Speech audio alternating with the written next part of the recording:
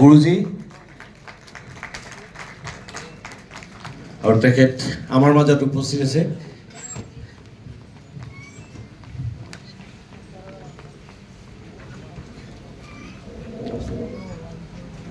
परम श्रद्धेय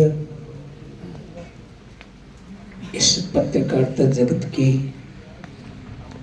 अहम भूमिका निभाने वाले हमारे विक्रम सिंह जी PIJ के राष्ट्रीय प्रेसिडेंट, प्रदेश प्रेसिडेंट, देश से आए हुए हमारे तमाम पत्रकारिता जगत के जितने भी अध्यक्ष हैं, सबको साधुवाद। अभी मैं आ रहा था तो विक्रम सिंह ने कहा कि गुरुजी थोड़ा संक्षेप में, तो मैं एक निवेदन करना चाहता हूँ आप लोगों से। विक्रम सिंह जी, हमने 2 पत्रकारों को ऑटोबायोग्राफिया पढ़ा है। एक पत्रकार मात्र 18 साल का था, विक्रम सिंह जी, जिसका नाम खुदीराम बोस था। जब उसको फांसी के लिए बुलाया गया तो जज ने कहा तुम्हारी 2 सजा है, एक आजीवन कारावास, एक फांसी। उसने कहा मैं देश का क्रांतिकारी हूँ, पत्रकार हूँ, मुझे आप फांसी दे दीजिए।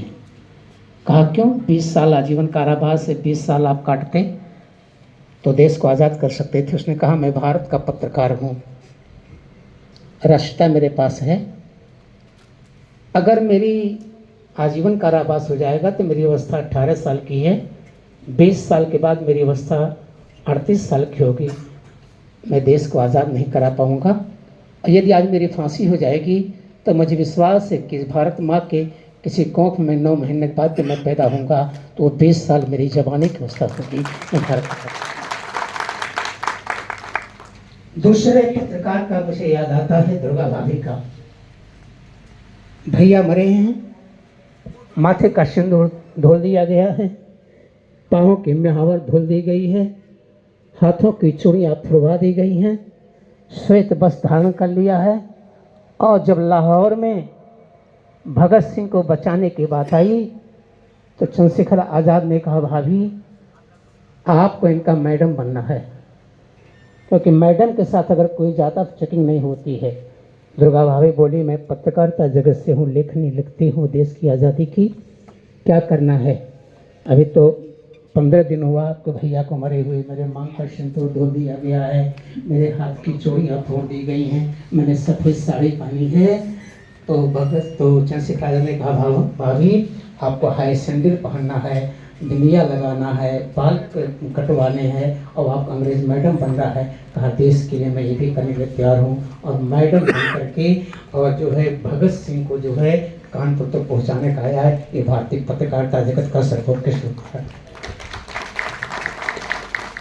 भारत के पत्रकार को सत्ताधारी नहीं बल्कि सत्यधारी होना चाहिए, सत्यधारी होना चाहिए। अयोध्या की घटना है, एक समाचार निकाला, सुबह सुबह मेरे पास एक पेपर वाला आया, कहा महाराज जी हमको कुछ दे दीजिए। हमने कहा क्यों? कहा मैं पेपर वाला हूँ। हमने कहा मैं समझ नहीं पाया कि सारा समाचार मैं पेपर निकालता हूँ, बिना पे दिए नहीं निकालता हूँ। कहा समाचार निकालता हूँ, वो पेपर निकालता हूँ, बिना पे दिए भी समाचार निकालता हूँ, ऐसी पत्रकारिता की आपकी आवश्यकता नहीं है। अभी हमारे विक्रम सिंह जी बोल रहे थे कि पत्रकारों की एक क्षेत्र होता है, बिल्कुल नहीं एक क्षेत्र होता है। एक दरोगा के घर चोरी हो रही थी, बाकस गया, चुप सो जाओ, गहना गया सो जाओ, रुपया गया सो जाओ। पत्नी बोली कि सारा सामान चला गया, आप दरोगा हैं सो रहे थे। कहा ये हमारा क्षेत्र नहीं है, दूसरे दरोगा का क्षेत्र। कहा ये मेरा क्षेत्र नहीं है, ये दूसरे का क्षेत्र है। तो पत्रकार जो है हर क्षेत्र का होना चाहिए, हर जगह का समाचार पत्रकार को निकालना चाहिए। मैं पत्रकारिता जगत से बहुत नहीं जुड़ा था, लेकिन जब विक्रम सेन मुझे मिले, मैं विक्रम सेन की बहुत तारीफ करता हूँ। इन्होंने कहा महाराज आपके सामने देश का प्रधानमंत्री भी नतमस्तक होता है। अमित शाह से कई बार आपको मैं वार्तालाप करते हुए देखा हूँ।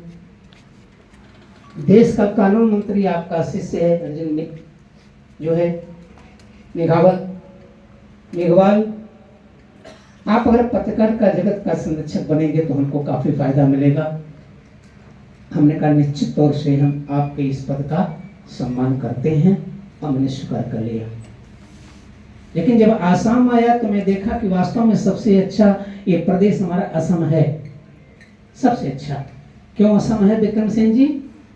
यहाँ विषमता है ये नहीं, आइए और सम हो जाइए, ना छोटा ना बड़ा ना कुछ न कुछ, जिसको जब चाहिए बुलाइए, जब चाहिए बैठाइए, जब चाहिए सम्मान दीजिए, ना कोई छोटा ना ये मैं देखा यहाँ पे, मैं शुरुआत से देखा, अन्यथा मत लीजिएगा। कल ये बोल रहे थे विक्रम सिंह जी महाराज, ये आपकी ये जो त्रिदंड धारण की इसकी महत्ता क्या है? उनका त्रिदंड धारण मतलब होता है कि त्रिदंड धारण मात्रेण नरो नारायण भव। जिस वक्त मेरे हाथ में त्रिदंड आता है उस वक्त नर नारायण हो जाता है। कहे मैं कैसे मानूं? हम कहा चलो बालाजी मंदिर में। और जब बालाजी मंदिर में गया तो पुजारी दौड़े आया, साष्टांग किया, अंदर ले गया, मेरी आरती उतारी, भगवान की आरती उतारी, मेरा सम्मान किया। हमने कहा मेरा सम्मान नहीं है, इस